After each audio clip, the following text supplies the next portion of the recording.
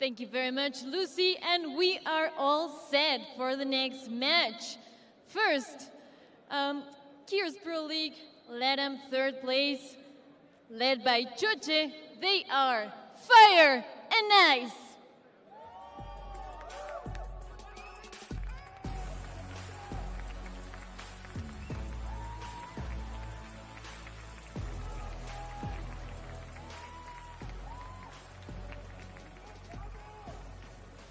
And our second team, they made it through the open bracket up here to the stage.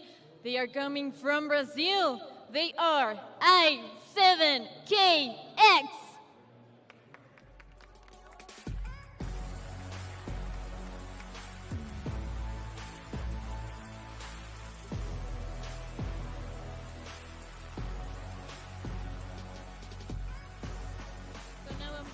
The captains come close for a little interview.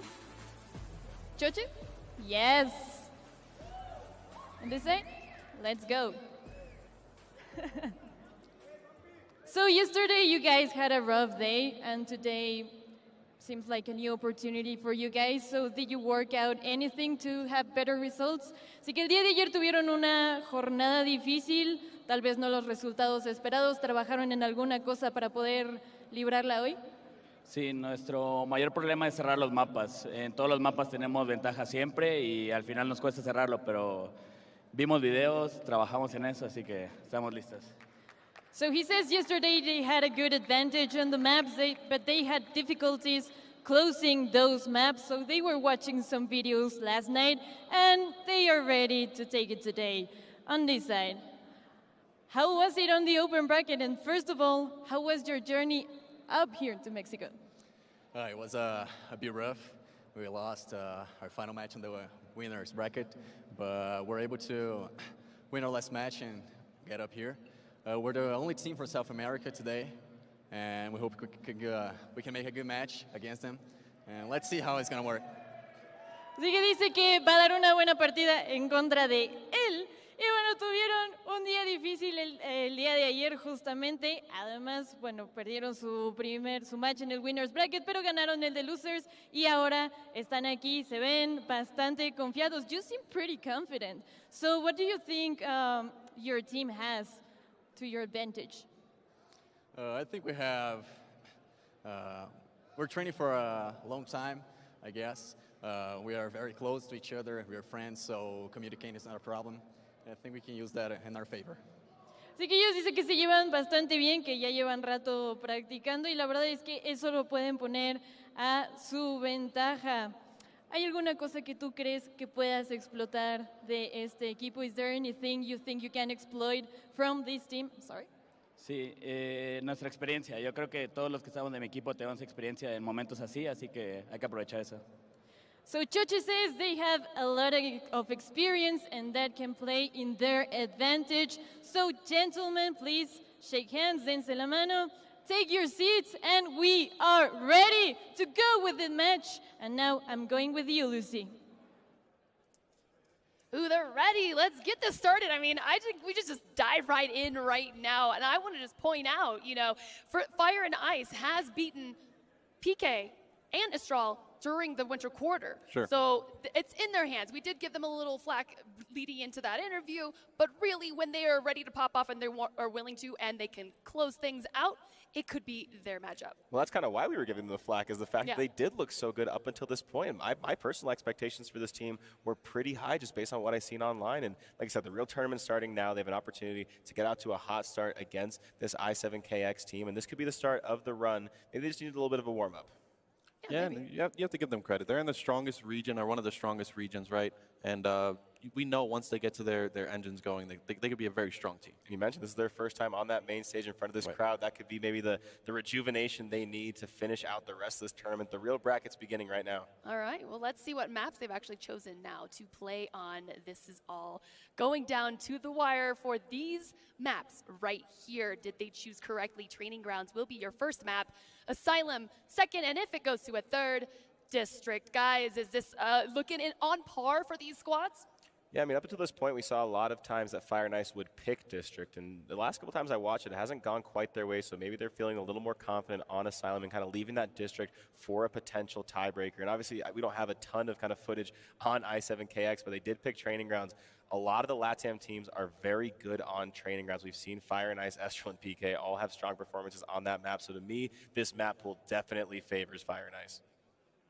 Yeah, I agree with you, Ryan, for sure. We've seen Training Grounds multiple times throughout Swiss pool play, and we just saw Pittsburgh Knights dominate on it, not only versus Rise, but also versus our reigning champs. I'm sure that Fire and Ice has some tricks up their sleeves on Training Grounds, but I7KX who picks it, so that first map's going to decide who's actually good on that map. Yeah, absolutely. I mean, it's anybody's game, you know, and we're about to see that. This is the first matchup for our champ bracket. If you're happening to just join us now, you've come essentially at the right time, just in time, as we kick it off here with I7KX versus Fire and Ice. So let's get our predictions in, boys. Ribs, you first. Yeah, with those maps, I'm going with King Choche 2-0. I'm going to also go Fire and Ice, too. I think the maps are laid right out there for him. Yeah? You know what? I'm just going to go 2-1 Fire and Ice.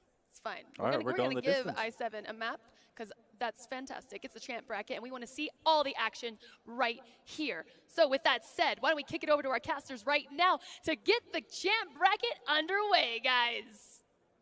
Lucy, Ryan, and Ribs, thank you so much. Fall Out here joined back with the one and only Guy Blaze. Our first match of the day, and it's going to be an exciting one with some good storylines here. The Brazilians and Argentinian, can't forget my man Doge, going up against the number 3 team in Mexico and Latin. Yeah, man, this Tactical Extreme Killers is their official name, but I7KX, this squad right here, best team in South America. Now, we know that when it comes down to the South American community, they're not as vast as the rest of them, but they got a few good teams that are always constantly playing each other, kind of like the situation with the Australian community as well, right? As those communities continue to grow. But that squad has gotten better. Fire and Ice, they've been a little bit shaky, but they did come off a great game against Rebels recently that went to the last map. And I think last round as well, Choche clutching it up. So Fire and Ice, they're going to be hot, more hot than cold, as I always love to say with their name.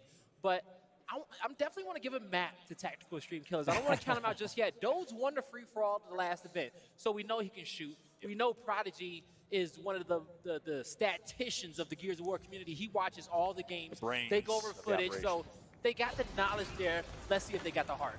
So you're going with Lucy. You're giving him a map. We'll see what's going to happen. Of course, Tactical Killers Extreme TKX going up against Fire and Ice. Map number 1 is underway. The Kings of South America going up against the number 3 team in Latin America. Can South America be represented, or will the LATAM squad continue to run? One thing that's interesting, Blaze, is this Brazilian squad actually lost to an underrated, unknown LATAM team in open bracket. You heard him say they lost in winner's bracket. So I don't know which team that was exactly, but hopefully they learned from that and will use it as an opportunity to come back stronger against Fire and Ice.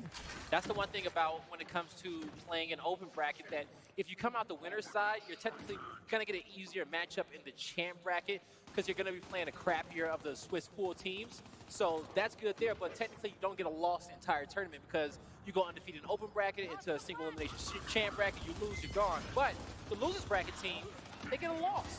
They get to learn from their mistakes. They get to be able to take that experience, go back and make them better. And we know how fire loser bracket teams can be. You're spot on. I think our 2 best tournaments, you with Death Wish, myself with Get Bronco back in Anaheim, we actually grinded through that losers bracket. Sometimes it's good to go through the losers bracket. You learn from that experience. You have an opportunity to get 1 extra match in, opportunity to get really some scrims and expertise on LAN, and that can pay off. So I'm interested to see if I7KX is going to be able to pop off here. They currently have the lead in hill count 2-1.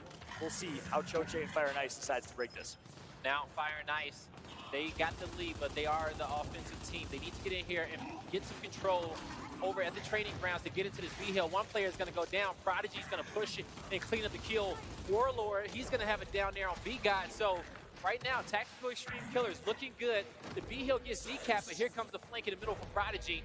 Trip cap domination being threatening, but they're going to clean up that kill. Yeah, great wolf packing coming in from Fire and Ice. Again, we talked about it often. The Latin American region are known for their wolf packing. They like to push the shotguns out as a team, and it works out well. You can revive chain. As soon as you go down, you get back up with full health. If you're an aspiring Gears player, take some notes here. It's a pretty simple mechanic and simple effort that can pay dividends, especially in competitive Gears. Currently on board with Dynamic 2670. See what he can do with his teammate Prodigy, the statistician and the brains of the operation. Not only just Brazil, but all of Gears. Man, big fight here on the home hill. Lucho trying to stay alive, taking a lot of damage, but he's going to get picked off there by the Fire and Ice boys. So, Fire and Ice currently have 2 hills under their control. They'll win in 38 seconds. Let's see how does Tactical Extreme Killers want to break the B hill. A closer first round than I think a lot of people would have predicted, even our analysts who predicted a 2-0 in favor of Fire and Ice. Tactical Killers Extreme are holding on here and doing a good job, but they have to go for a break here. Opportunity at their fingertips, and they're going to barely miss that break. Look at the score of 1-point lead. If they get the cap, they will gain the lead. They need to get kills first. It's all red at the bottom left of your screen, as it is going to be Fire and Ice running away with this round. They should be able to lock this one up, unless Lucho can go huge. Big fights. Oh, couldn't make it happen. Full team kill just for fun. I think after that team fight, Fire and Ice definitely has round 1 locked up. A very competitive round there by Tactical Extreme. Yeah, indeed. That was a back and forth, close one. You hear the crowd supporting King Choche. Of course, it's not just Choche, it's Exploits. Former member, both of them, former member of that Pittsburgh Knights squad. They have experience playing at the top level, but it's really B-God in my eyes, who I'm looking out for. He's been a really an up-and-coming player for a long time, a very strong individual player for a long time. He's known to be a top slayer for their team. Meanwhile, we see this Brazilian and Argentinian squad. It's Prodigy, Dodes, Dynamic, Warlord, and Lucho. Of course, Dodes, the Argentinian. All right, both teams choosing to give their front spawn an extra smoke grenade, well, which is, we know is going to be a flash grenade. And now the question is, where do they want to play? Both teams see the mirror strategies from what I'm seeing. They got a guy capping their home hill, covering mid lane, and they got a 3v3 fight at the B hill. Exploit, breaking ice, but his teammate taking him out. Fire and Ice doing a good job picking up these kills, Fallout. Yep, that's exactly right. Off to a good start, but it's going to be TKX that fights right back with a punch to the face. Warlord picks up 1, and we are tied in points. So we're going to get this B hill, we're going to win this fight. It's going to be dynamic, down Traver, and now with a perfect opportunity to cap that B hill. So when the dust settles, it is TK7X who has the advantage. Yeah, that was a great break there when it comes down to Tactical Extreme Killers. They got in there, they made the fight happen. They locked down the B hill. They have some presence up top at the overlook because we know that teams love to play for this power position because of the angles in which it has towards the B hill. So TKX sitting pretty, but here comes that push from Fire and Ice. Yep. Well, good shots putting in. Again, Fire and Ice opting for the wolf pack here. A couple good early kills. A nice 1v1 from Warlord. Handling logistics right now is Warlord. Dynamic doing the same thing with a double kill of his own over B-God and Exploits, which isn't easy to do by any means. So now they're going for the free cap domination. It is round 2, so we're on long respawn timers. I believe 12 seconds. Perfect opportunity to play aggressive here and close this one out. You gotta get this last kill. Looking like a great opportunity for them to get their first round in this map. Only 2 rounds in, still early on, but TKX, they're doing a good job. A little overextension right there by Lucho. His teammates won't be able to save them, but they still have a great setup. They have a presence up top out of Overlook. They have a presence at the B hill. They need to make sure they get the damage. They need to call out on Choche so they can get the angle from up top. But it looks like Exploits have already taken over that position. Blaze, I would have liked to see them step on the throat a little bit more and go for the You know what? They went for the home domination. hill Fallout. That's what they decided to do. They went back. We'll see if that pays off, though. It's easy for a team like Fire and Ice to bounce right back. We'll see how this round ends up.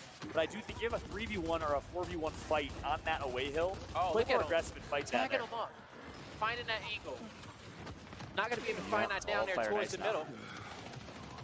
That's the thing. You can't give a team like Fire and Ice an opportunity to fight back.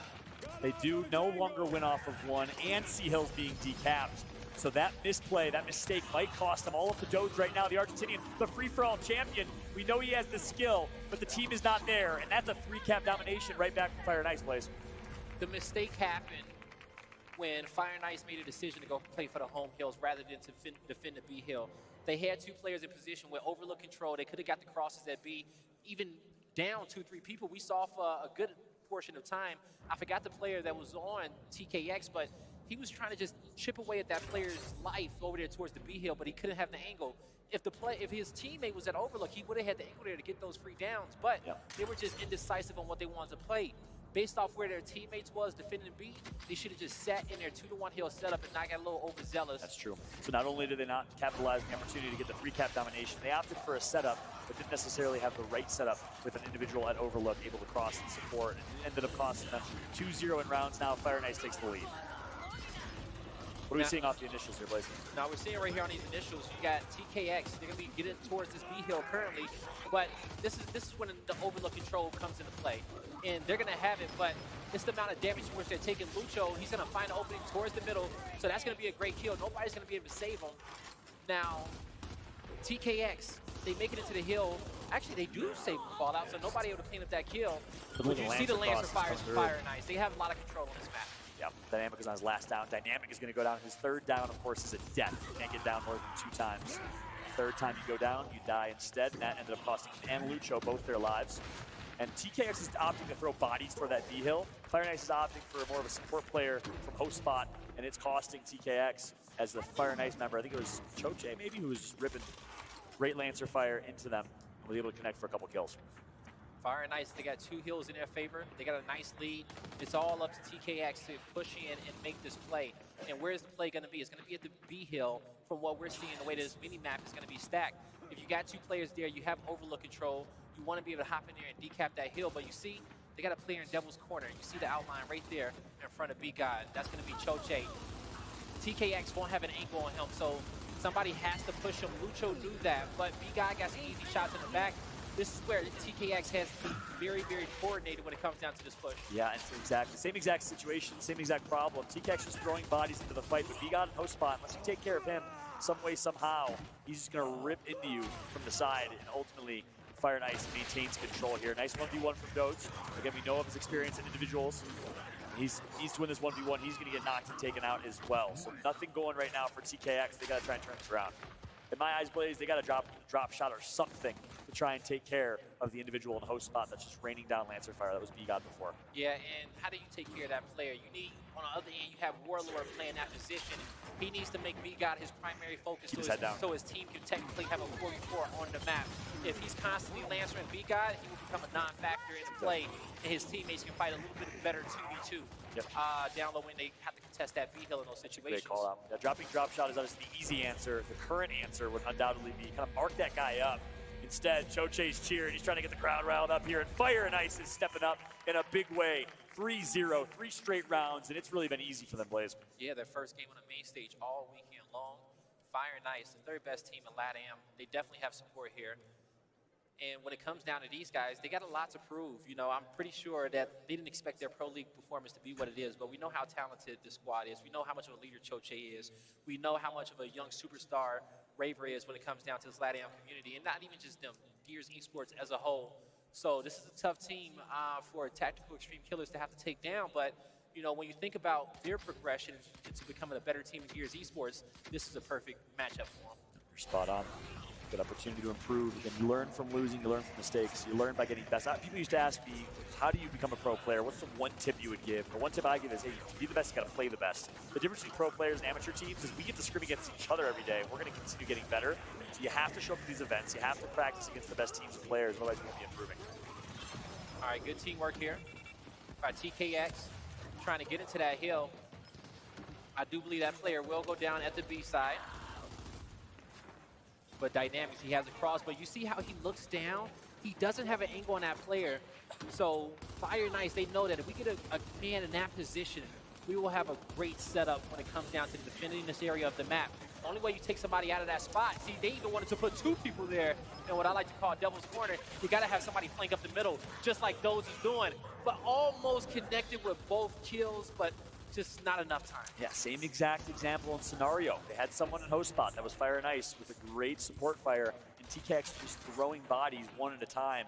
The revive chain is too strong with Fire and Ice. The Lancer crosses are too strong, and that's why they're able to be in control.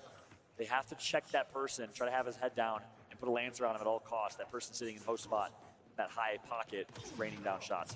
Now, a drop shot would have changed the fight, and it would have forced the team fight over here towards the overlook, and that could have been a play for Tactical Extreme Killers, but I'm not against the team taking multiple attempts at an initial, oh my God, exploits, picking up a double kill right there, and gonna find a 4th. Lucho, last man alive, but he's gonna be able to get away. That shot grenade is gonna save him for now. It's almost like it's a game of rock and scissors here. You know, in this situation, the scissors are the shotguns and the rocks are the Lancers. Fire and Ice is just back rolling, using their Lancers and crossing. TKX is just flying with their shotguns out. It's not helping them. You gotta have some Lancers out. You gotta have the right weapon at the right time. unfortunately, a shotgun only is not going to do the trick. So one thing I said, what I was saying beforehand was that when it comes down to placing that drop shot, it can dictate where that team fight's going to happen. And when you're losing these initials over and over, maybe you do have to change where this team fight's going to be happening there, right? We'll see what these weapon placements going to look like. But one thing I was saying was that I don't mind a team fighting that same initial over and over as long as you're learning each and every round, as long as you're progressing and figuring out, like, okay, well, we're losing this round because this guy's getting past you. You have to take a different route next time. But we didn't see those adjustments coming out of Tactical Extreme Killers. So they're going to have to turn around. That's exactly right. Second half here, so of course, the hills will flip. There'll be the E hill instead of the B hill. So that area, that pocket, the host spot that we were talking about that was not working well is not going to no longer be as important as we're going to usually see a 1 versus 1 on the F and D hill side of the map. It's going to be 3-4 members flying towards E or middle street. That's going to be the big fight. So this is an opportunity now for TKX to flip the map around and to really play more close quarters with shotguns, less of Lancers in that E fight. So maybe it can help them out and play to their advantage. We'll see. All right, let's see if this works out better for Tactical Extreme. Now, multiple players are firing nice. They're pushing through with nothing but confidence fallout. They're going to be able to get that kill towards the back end. Dodes, he has one. He has the angle right-hand advantage.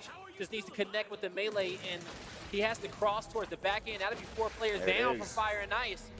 This should be a 3-cap. Actually, that's an elimination. They got all 5.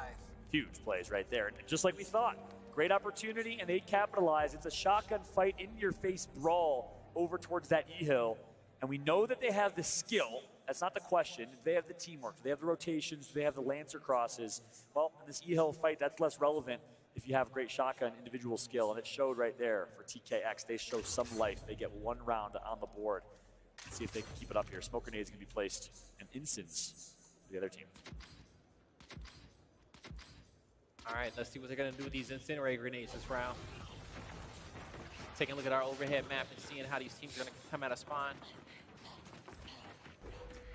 Same exact setup from the last round. You got a 4-1, 4v4 fight over here at the Overlook, 1v1 fight at the home hills. So they decide to opt for a wide left E-hill push. Meanwhile, they gave up top Overlook control to Fire and Ice, but then finally they regain it. Crystallized downs 1. Dynamic, though, gets the first kill, draws first blood. 5-on-4 advantage now, and they're wolf packing up top very, very well. They get a second kill, 5-on-3. Power play opportunity, and Fire and Ice is going to back out and reset. If I'm TKX here, I'm using this as an opportunity to set up as well as possible and hold this 2-to-hill 1 advantage. Nah, I'm thinking that they are going to definitely do that. They're looking good. They just need to make sure they keep their composure. I'm loving the rotations. They see the push is coming towards their home hill. They need that home hill player needs to make sure he calls that out to his teammates a lot sooner, right? Because you need to give at least 2 of your guys a heads up that's towards the back line of that Overlook fight to get to you in time at your home hill to be able to help you out at all. Again, it's a great 1v1 from Lucho, but where's the rotation from TKX? Everyone in the lobby must have known, I guess everyone on Fire and Ice, that they were going for a home and away hill extension, and there was no rotation that came through. It was Lucho by himself there. So in order to really break this setup, what you do is the 2 players who are defending E, they're going to start rotating to D. They're going to put the pressures on the back line and force some pressure off their home hill to make this fight a lot easier for their team. But what ends up happening is that you get a 3v3 and a 2v2 fight on the other end. So man on man, who's better? Yeah, but instead, they're just splitting resources. They're sending 2 people to away, 2 people to home. They're fighting a 2v3 on one side. But it's an even fight, though. And a 2v1 on the other side. It's going to look to cost them here. Yeah, now you're going to start to see Fire and Ice give more of a man advantage, but you got Lucho. This is going to be a big fight for him, and he gets it. We handle those 1v1s. That's not the question. Nice back A from Lucho, showing the skill that comes from the South American region. And this is a great rotation move between him and Dynamics. But they're just a little bit too quick. You got to kind of assess that area before you push in like that. Figure out where your teammates are. A little friendly fire there. Tactical Extreme Killers had a few nice rotations. They were looking good, but a little few mishaps right there when it comes down to breaking that E-hill. You're going to have to slow it down a bit, but they need not get impatient. They need to keep rotating. If that fight's not going to work out for you, fine. Take 10 seconds, gather yourself, push the next home hill. Get your numbers. You see your opponents rotating back to defend it, withdraw, advance towards the neutral hill. 2 members from each team down to 2 lives remaining. That's Choche and B-God and Prodigy and Dotes. So be careful and value the life. As you say that, Prodigy's going to get taken out. So down to 1 life remaining. Dynamic goes down as well. this really should be a Fire and Ice round. I think this might be closed out here, Blaze. Yeah, Lucho tried to flank. He died on the flank. He got 4 members down of TKX. That's it. That's going to be the last. Well, not yet, but you see, it's 8 seconds on the clock. Not much they can do, John. Yeah, exactly. And again, great initial. You won the first fight, and we said they have to set up with a 2-to-1 hill advantage, but they did not set up. They kind of lingered over at that E hill, and Fire and Ice capitalized with the home and away hill push. Smart play from Fire and Ice, undoubtedly, to recognize, hey, we lost this fight at E. Let's rotate our resources back and throw our reinforcements over towards the home and away hill. 2 people off a spawn, well, you'll defend our home hill. The 3 people still alive, you'll fly towards the away hill, capture the 2-to-1 hill advantage, and they were able to maintain control after that. Nice, nice. Folks, our champ bracket has started, and these are our first round of matches. Fire and Ice versus Tactical Extreme Killers on the main stage. And we do have a bunch of matches happening on the side stations, don't we, Fallout? Indeed. Yeah, a lot of side station feature matches as well. Championship bracket is upon us, Blaze. So single elimination, this is when things get interesting. We saw UYU, former Optic Gaming, get defeated for top 6, which we have never seen in the modern Gears Esports era. That dominant team lose early. Every single match counts. The loser of this match on main stage will go home, as well as these featured station matchups, please. Yeah, I know Obey Alliance won their first matchup 2-0, 5-0-5-1. Against the open bracket team, I'm guessing. Yeah, whoever those guys was playing. I know I would like to see the open bracket if we get a chance to. We'll see that bracket. I know the analyst desk got a chance to break down everything that happened, but it's a lot of great matches out there. I know that we are going to see a second round Estral versus Reciprocity matchup, I believe. Oh my gosh. And that's a matchup that we saw in our grand finals. Single elimination, so that means that one of those 2 teams will not be making it there. Unbelievable. And listen, I called it yesterday and early on in this tournament. Estral is a great team, don't get me wrong, but I thought it was a little bit of a Cinderella story. And I don't know if Estral will be able to back that up. And they've shown that they're not the same team this event. We'll see if they can come back stronger on Saturday. It's going to be tough to do against Reciprocity.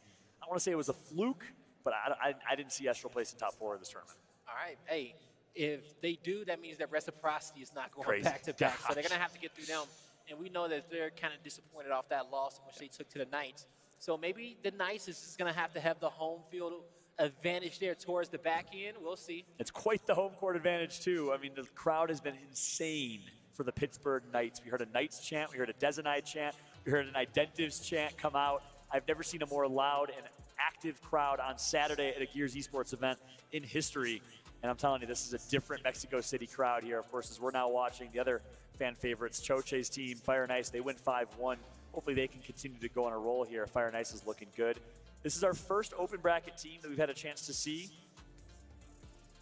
And unfortunately, TKX not able to show much life here. But that's the beautiful thing about this format, Blaze, is in this format, we have these open bracket teams that could be competing in a strong way and can make a grind and a run through open bracket round 1 all the way to the championship finals. They're in the same spot that Estral and Co are. So I'd love to see the open bracket Cinderella story. We'll see if it happens. Yeah, no, they're definitely in the same spot. We're looking at these map 1 stats, and what's popping out to me is that look at all these single-digit deaths there on the side of Fire and Ice. High eliminations, 20-plus single-digit deaths. That looks like a 5-1 win to me. It does. Oh my gosh. 4 members, almost 5. You got right there. 20-plus club. Raver dropping 31 eliminations. Great performance from Raver. Meanwhile, not 1 in 20-plus kills. We'll see if TKX can bounce back here in map number 2, which is going to be on Asylum. Of course. Exploits was definitely the MVP for that one. In your eyes? 29 eliminations, 9 deaths, 7 caps, 2 breaks. Definitely looking good over there. Hell of a performance. Definitely looking good for him. So we know that our next map we're going to is not going to be Training Grounds. It's going to be Asylum, I believe. Asylum map 2. Asylum is going to be map 2. TKX, man, they're going to just have to – I want to see them slay out. I want to see them force some fights. I don't want to see them play reactive on their back foot. I want to see them get super aggressive and try to set the pace because Fire and Ice, they're not respecting them right now. They know that, hey, you know what? They're probably the best team in South America, but we're one of the best teams in LATAM, and we know that that's going to hold a little bit more weight. So they have all the confidence in the world, and TKX needs to figure out a way, how do we get these guys to respect us? And this is going to come down to them winning fights and talking that trash. That's true, getting their heads. Honestly, winning fights might not be enough, though. They won a couple fights in that first map. I got to see a different TKX come out here. I want to see them use their Lancers more. Stop being so heads down with your shotgun as individuals. Wolfpack as a team, if you're going to do that. Those are probably the 2 things I would say, Lancers and Wolfpack in map 2 if TKX wants to turn this around. They got a huge community behind them. I know in San Diego they had a breakout event, made it through open bracket. It it was quite the story. I got a lot of love for Prodigy, Dodes, and the entire TKX team. But you're going up against Fire and Ice. They've been doing this for a long time. Of course, you can support Fire and Ice with weapon skins in-game. Fire and Ice is one of our community-run organizations by some amazing individuals. So if you want to support any team, support the team that invests and puts so much into the Gears community, it's Fire and Ice. Most definitely are. Got much love for Zoner Souls and the boys over there at Fire and Ice. They definitely get it done. And they sponsor a lot of teams in Gears Esports, so we definitely appreciate those guys. Go buy that skin and be looking fly. It's probably one of the most purchased skins, actually. Is it? That's so awesome. I think that we probably have between Gears 4 and 5, most definitely. I love it. Now, Tactical Extreme Killers, maybe some main stage nerves for these guys, right? Yep. But, you know, I will say that the first time that they did play on the main stage, me and Benson cast them last event, and it was their first game. It was the first game of the champ bracket. Same time, just a few months ago. Same situation. Yeah, just a few weeks ago. How'd that one go? Do you remember? You know, they definitely they lost, and they lost to, I can't remember the team in which they played, but it was a good matchup for them. And I want to see what they've learned in this next map. Yep. Can they adjust? What type of adjustments will they make? You know, Prodigy's a brilliant mind. How does that reflect in game is the question we're going to be asking. Again, my 2 keys to success undoubtedly is, hey, back roll. Use your lancers more. Shoot for each other. And Wolfpack, if you're going to push, Wolfpack can push as a team. Of course, Asylum is a much different map than Training Grounds is, where we typically see a 1-1-3 or a 1-2-2, as in one person high side to fight a 1 versus 1. 2 middle, 2 wide right towards the train yard. We'll see what strats we see off the rip from these 2 teams. All right, we're about to hop into our second map, folks. It's going to be Asylum. And if you're a TKX fan, you got to make some noise for them in the chat. And because these guys, they got an uphill battle. Fire and Ice, they're not playing around. I know that pretty much this venue and pretty much the chat is probably voting Fire and Ice right now. They're looking good, but we'll see on this map. I like an underdog story, Blaze. I love just like you try to manifest a reverse sweep, I'm going to manifest a game 3 here. It's going to be tough to do, but I'm going to try my best. You predicted 2-1. Lucy as well. Hopefully they can make you proud. You know what? One of the skills that you just got to have is that you got to be able to put that last map behind you, John. You cannot sit on that map in a series. You guys lost. Oh well. You can't. There's no point in discussing it right now. You know, outside of communication errors, but things that happen on the map. Hey, you might not even get a chance to play another map in this tournament. And I got to give some love to Crystallize. Huge plays right there. It wasn't as flashy, but he had one down, threw a perfect flash grenade, and stunned the guy trying to revive, who could no longer revive. Capitalized on that timing, picked up a double kill, and then grabbed the triple kill. Big plays coming in from Crystallize, and Fire and Ice continues where they left off with a 1-0 round win. That was a quick round. 42 seconds on the board. Fire and Ice, they covered all lanes, entrance, pavilion, tracks. Took out all players and just converged to that home hill. TKX, not much they can do there. Now, when it comes down to weapon selections, we usually see flashes and smokes being placed down. We're going to see the smokes for Fire and Ice so they can get a little bit more fire behind them on the flip end. We're going to see a flash grenade there for Tactical Extreme Killers, so they'll be able to use that flash on the track. So that's going to be 2 extra flash grenades they got over Fire and Ice. This is a good round for them to win.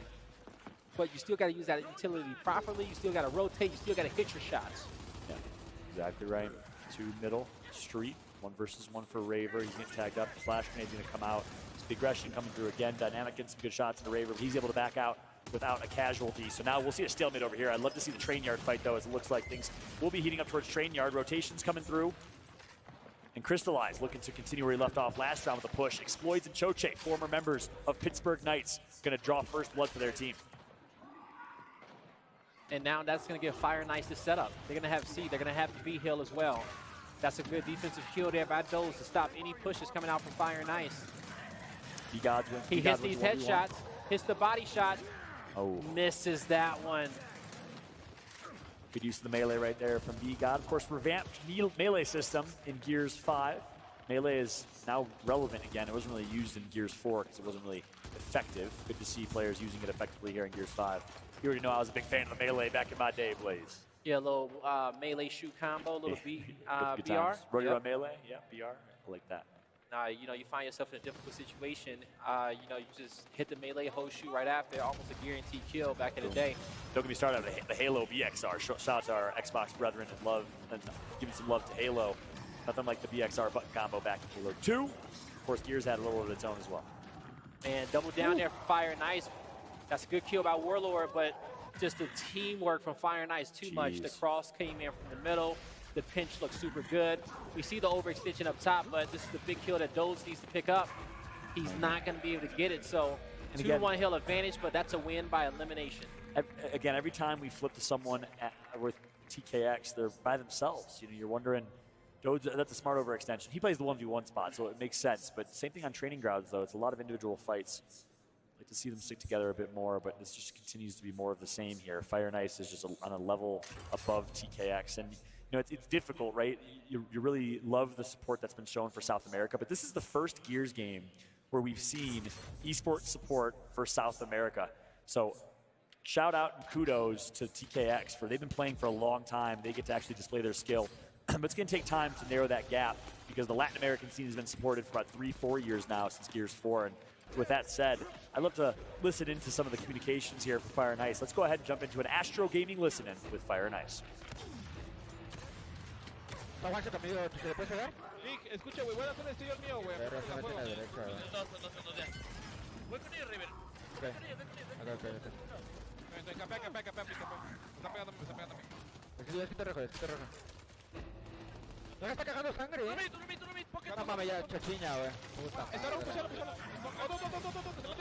Dos más. Sáquense. Ese güey no se muere nunca, güey, la verdad. Ah, mentira. Sobre Brian.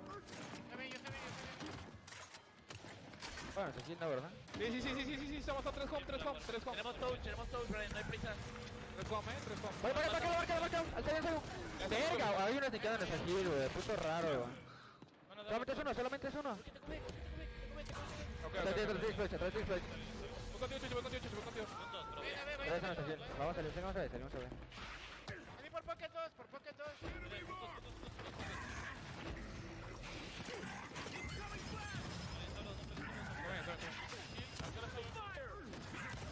Esto, que venga ese güey, tranquilo. ¿Dónde? Cayó. Mira, va a caer el pocket. No va a caer. Rojo. Dos. Estoy rodeando. Ah, ya viste dónde su pilar va para ver solo los otros. No, mate. Pocket. Hay uno que tiene ese. Otro mate. ¿What? ¿Cómo no se murió, güey? Pichalo, Rebe. Ok, no, pero... Vengan para B. Vamos a matar para aquí túnel, ¿eh? ¿Salió? Ya voy para B. Venga, vamos a ver. Hay dos CP. Vamos a ver si ese güey de la derecha,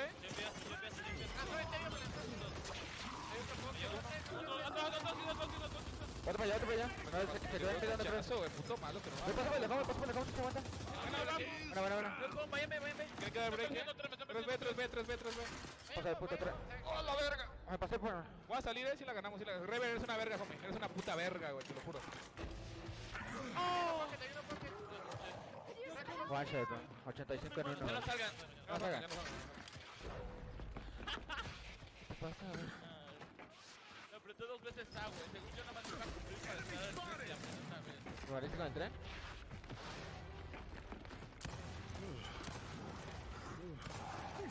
Hey, can I borrow your corpse?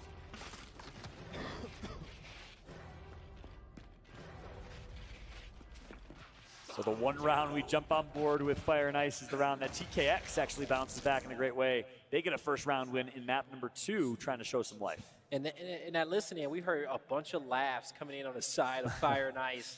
You know, a few surprising kills in which they got. Definitely having a good time, but, you know, maybe, you know, not fun and games just yet, even though tactical extreme killers still have a lot of work to put in if they even want to convince us that they can kind of come back into the series. And that's a good one to start, but they're starting to focus up. But they need to understand it's one round at a time. Indeed, quick opportunity to fill you in on the side station matches. Estral is up 3-1 over Carnage. It's getting heated. We can hear the trash talk. We started cracking up to our left here. And then Encrypted, Soto, Pell & Co. are 4-2 down on Exhibit to an open bracket team. You don't know exactly what open bracket team that is, if it's a Latin American team or a North American squad, but that'd be quite the upset. Yeah, that would be quite the upset.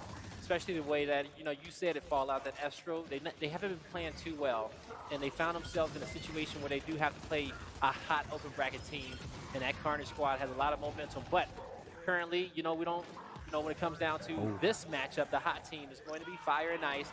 That Incinerator Grenade is going to be able to pick up one on Warlord, but you're going to get a counter nade back from Lucho. and they're going to be able to find 2 kills as well. So here comes the push towards the B hill. They're going to advance forward, and the train is going to block them off and guarantee that cap. But Dodes with a heads-up play to sneak towards the back ends, and he gets it. Smart play from Dodes, the 1v1 player, reminiscent of Ribs circa Gears of War 4, as Dodes is able to do it with the overextension, grabs the away hill, and the 3-cap domination. Very timely, of course, as that train was blocking any ability to push B, so they had to backtrack all the way from train yard to their home hill. They weren't able to do so on time. Heads up play from Dodes. That was a great round, and so that's a skill trait that a lot of players don't have when it comes down to understanding that, hey, you know what, my teammates are about to trip cap this hill. I may have a 1v1 or nobody may be in this area. Let me just go try for the trip cap domination. And if I can't do it, it's okay. I'm going to back up and I'm going to play it safe. But at least always trying to play for that domination is better than not. Because then you get to get more information, more map control for your team. You get more intel that you guys can use to come up with better tactics. Spot on there. Looks like 4 members flying over, 3 members for the COG team, 2 members rotating out from the Swarm team. It looks like Fire and Ice with a heavy E-hill. Choche won a big fight in middle. Yeah. With Choche winning that fight in middle, you see the cross. He gets an angle up there to help his teammates to cap that E-hill. And if they cannot cap it, he just puts his team in a better position to defend it. Yeah, so keep in mind, second half here, round number 5. So the hills are going to swap. E-hill becomes the E-hill. The fight's going to be all about that up top perch. It's going to be quite the bloodbath up there, similar to what we saw in Training Ground second half. A lot more shotgun-oriented. Of course, utility is going to come into effect. Ensigns and shock grenades both placed. It's typically what we see on Asylum. Now they have to get the double down. Nobody can save that player, so Choche goes down.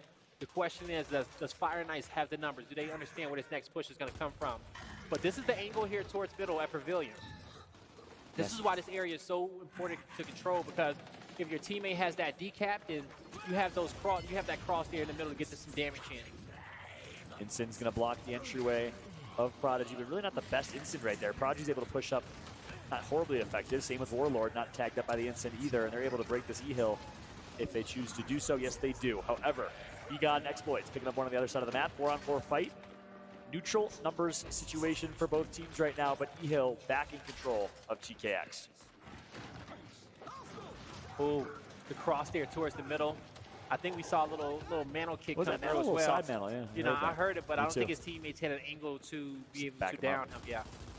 But so now Chochenko with 5-on-4. Let's see if they take it. They're going to push up to E in the little host spot. They're going to back out and reset. Prodigy tagged up, full red, and Choche comes in with the kill, but in comes a flying Dodes. He's going to get taken out 2v2 as well. 2v2 fight is what is the result. Oh, tactical extreme killers. Here comes the flank by B-God. He has the angles, but that's going to be a quick kill there from Lucho, and that's what they needed to stay alive in this fight. Warlord's going to have to back down a bit, but here comes some reinforcements. And that flank was just enough from B-God, but you got to have a mental clock in the back of your head that says, hey, people are spawning up. I'm going to be getting flanked here momentarily. I got to play aggressive with the shotgun instead. And because of that, TKX is now able to regain that E-hill. B-God's just coming off spawn. Mishap on an incinerate grenade, killing his teammate, but that does get TKX inside this E-hill. They need to scooch on over to get his foot in there to cap it. He has to find a sweet spot, and Lucho does. Prodigy needs to be saved. Dynamics on the scene. They did not cap the E-hill before they backed out. The flash grenade came in. Lucho has to commit to that because you need as many points as you can in this situation. Even if you die to cap that hill, you just got to go for it. They do have a significant lead, though. But, sorry, there's a significant disadvantage, so couldn't agree more. That double cap might have been enough. And I think Choche and Co. Fairness is going to recognize, hey, we went off with 1. They're going to back out and reset. Even if E-hill's captured. Dodes has to make a play on his last life down low. Yeah, not going to happen. And he will not be able to. And I wonder if they kept that E-hill right away right there. Definitely if they capped it early on. I think they would have had enough to win that round. But instead, Fire and Ice, B-God with a nice triple kill. And Fire and Ice is going to get around back here. 3-2 is the score. The issue is that Dodes died 5 times in that round. He has no more respawns. That was the first round of the half. You know, now sometimes you find yourself in a situation where your team needs to make a play. You need to find an opening. And sometimes the rest of your teammates may not have the confidence to do so. They may not be able to find those plays like you're able to. So with that being said, that, you know, you keep making attempts at trying to make the perfect play at that time to get your team in the right advantage, but you just don't have that extra help. You're exactly right. Ensign's going to be placed. And it looks like Ensign's across the board, and shot grenades for both teams as well. So nothing but utility here in second half of this one, which is typically what you see in the second half of Asylum for that E-fight. All utility all day. Utility all day indeed. Both teams having their incendiary grenade and their shock. They're going to be at different placements on the map. I wish teams changed that up, though. Why not place a drop shot low side? Really? Because you're going to give your opponent a free placement, which gives them an extra flash grenade to fight for the drop, which will technically, you're giving them a free drop shot. Now, if you're really in a difficult situation where you just keep losing that initial fight, or you want to flip the map like training grounds, you put the drop shot early on, then you get to get the fight that you want and overlook that you don't technically mind if your opponent has that extra flash grenade. But at the high level, getting behind a utility is just, you don't want to find yourself in that position. Yeah, everyone wants to stick with what kind of the perfect play is, and they don't want to get themselves behind here. So that results in kind of the same type of meta that we see over and over again. Great insights there, Blaze. I want to see some drop shot, though, man. I want to see at least some power weapon play. Old school gears, execution. We saw boom shot, torque, long shot. Always fun to watch. And escalation as well when it happens. Little update, Majesty wins round 1 against Encrypted. So that's going to be good there. Just a little side one on that one. But back in here, exploits, crystallize. They're going to find 2. They're going to hop right on top of the home hill, knowing that multiple players are down, knowing that Dodes is going to be out of here. They're pretty much playing 5v4. And you can see it on your screen. They just lining up the kills one by one, John. They're going to get to map point. That's it. 3-cap domination comes through. I think they actually went off of elimination. Yes, they did. 4-2. Match point right now for Fire and Ice. And this is the exact start to championship bracket that they wanted. They didn't have the Friday that they would have liked. They didn't have the Swiss matches that they would have liked. But instead, hey, if you can warm up and catch Fire in champ bracket, that's not a bad situation either. No, it's not a bad situation at all. And now, Tactical Extreme Killers, what can they do? How can they come back in this one? You know, it may be too late when it comes down to momentum, and we know how much that plays a big part. But, you know, I tell you something that's in-game that's going to hinder him. It's going to be Doze. He has to play his life, but as we know, he's kind of one of the main slayers for this roster. He's going to have to protect himself and switch his position with some of these players. They need a quick round win to kind of get that respawn economy back up. Meanwhile, almost everyone on Fire and Ice has all their lives, so big difference there. Dodes needs to be careful. Only one player not with 4 lives. That's Choche. Crystallize, gets the first down, but Raver's going to get taken out. Finally, they're able to neutralize. Here comes a big fight over towards A and C hills. Crystallize in a 1v, goes for a little bit of a cheeky mental shot there. I would like to try to see him value his life a little longer. He just had to shoot over that cover. One good shot. His teammate put some damage on that player, but not able to finish him off. Yeah, but he exposed himself at the up A. That's what the problem was. Now, Fire and Ice. Rotating back towards their home hill. Now they're going to start grouping up towards bottom of these stairs. The incendiary grenade is going to come out. B-Guy would like to have that one back. A little bit further, he could have connected for a double kill. Instead, he gets nothing. And they're currently losing in points right now. So the push is going to come here momentarily. They have enough utility is the question. Flash grenades and the shock. Here comes the shock. Flash, perfectly placed flash. The shock is going to be countered on that E-hill from TKX. TKX comes out on top of a couple kills. So good opportunity here for TKX. Yeah, great opportunity for them. They get in, they get the hill cap. So they're able to bully Fire and Ice out of this position, and they currently have the lead in this round. This is an important round for TKX to win. So we're seeing their setup. They got a presence here towards mid-map. They even got a flank coming through by Dodes, and he's the one who's been on respawn watch, so that's going to be a clutch revive by his teammate. He's looking for a third kill, and he gets it. Now he has somebody chasing right behind him, but the cavalry is there. I think that they need to use this aggression. They're going to push in there and kill Dodes, but as long as he does not use that respawn, he's in a good position, which he should not. His team looking to end this one. They're on top of the D-hill. I said they keep pushing forward. They got 3 guys alive, and I think Fire and Ice is asking, like, are you going to come push our hill or not? Dodes did use that respawn. Not sure if I agree with that. You have a huge lead. You might be able to trust your team, but actually, you may have had to because he's going to grab instants off the spawn right there. But huge play from Argentinia's very own Dodes. 3 kills picked up before finally getting taken out. And that gives his team a breathing chance in this one. Can they capitalize, though? Dodes gets a kill, another kill, I should say, because he's going off right now. Ooh. Pushes up, picks up a second. Dodes, can you be stopped? Yes, you can. Adios, muchacho. You're out of this one. As he no longer has a respawn in this round, I don't believe. He does not. So his team needs to play damn near perfect and defend his home hill.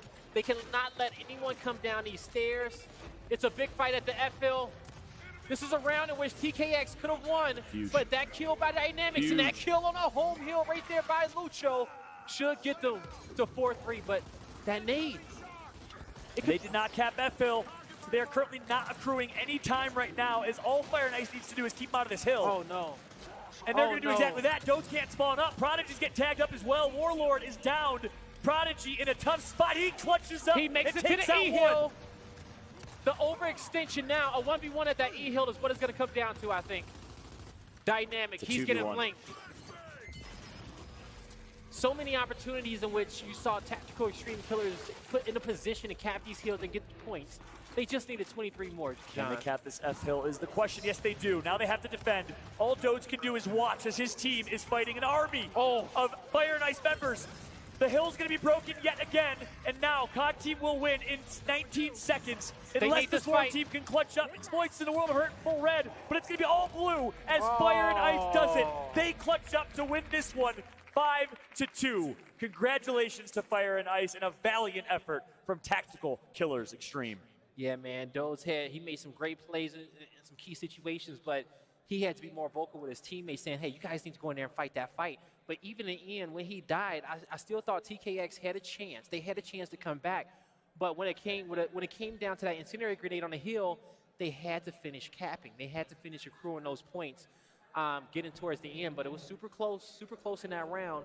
You think that they win that one, maybe they have that momentum going forward. Yeah, Dodes gets back in the game with at least one life to his name. Would have been interesting because he had to really value his life after that. Would have been an uphill battle for sure at that point, but a valiant effort as mentioned. And again, 2 rounds we saw the same thing happen, their inability to finish. Dodes picks up a triple kill. There's 3 members dead of Fire and Ice. I know it's shorter spawns, but that's an opportunity to close that one out. Instead, they're not able to do that. Nah, yeah, definitely an opportunity there. When they pushed towards the top half at entrance and they got those 3 kills in quick succession and Dodes initially went off, even when their teammates died, they had to have somebody say, next, go to the home hill. You guys have time, make it. Fight the fight. Fire and Ice would not respawn with having that many people on their home hill because they would have known it was a waste. They still would have gave them respect in that engagement, but it comes down to having your next few plays laid out for you. Once you cap that hill, you need to know what your next objective is, and everybody on the team has to be clear on that. That's a great call out. They weren't able to see 2-3 steps ahead, didn't have that foresight, but someone who does, a couple people who have some foresight are analysts. I'm going to go ahead and throw it back to Lucy, Ryan, and Ribs at the desk. Take it away.